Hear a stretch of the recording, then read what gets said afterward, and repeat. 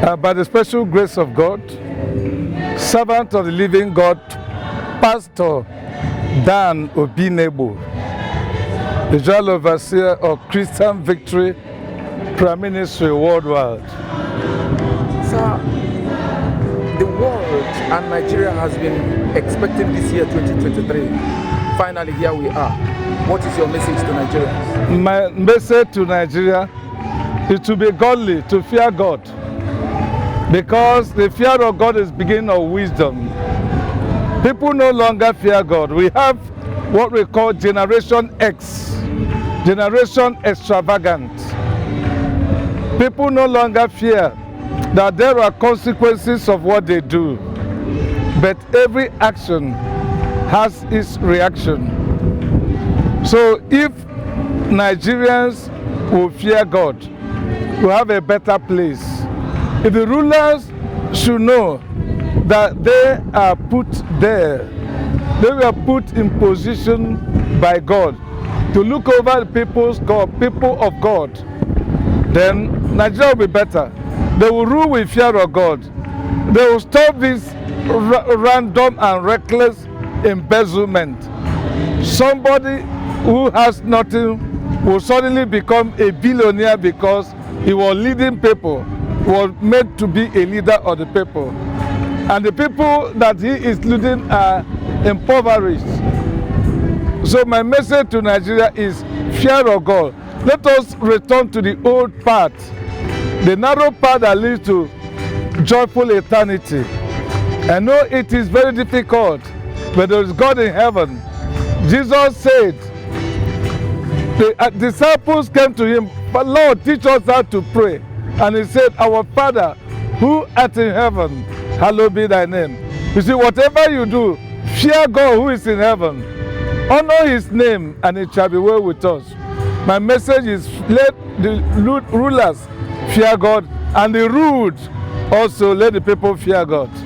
Thank you very much. But sir, please, I would want you to advise people that are causing problems in the country, here and there, insurgency here and there. This is 2023. Talk to them, sir. That is why I call it Generation X. Generation Extravagant all over the world. But it is spiritual. It is the end time. In Galatians chapter 2, Ephesians chapter 2, that there are spirits of Antichrist, that is the spirit at work in the sons of disobedience, prince of the power of the air. They don't know what they do. They finish their action before they think of the consequence of their action. So my advice to them is to fear God. Sir, what exactly are you telling the children of God to look out for this year 2023? Oh my God, this year is a year of restoration. Things will be difficult, but those who know God will excel. God makes a way where there is no way. In the book of Isaiah 40:17, it says, when the poor man seeks food, seeks water, and there is none, it is I, the Lord, that feeds them, give them water to drink. So let the Christians who believe in God, hope in God, know that God will heal them and will restore their heritage. For nobody that calls upon the name of the Lord is ever put to shame. God is able to fulfill his word and to give assurance of great future unto them. It's an election year.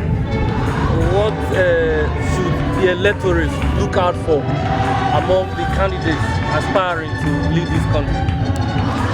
Because of the hardship of the world, people are selling their conscience and voting because you died them money without thinking.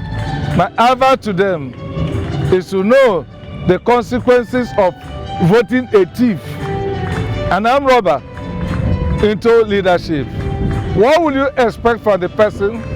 He will steal and probably boast of stealing and then destroy the system because he has no conscience.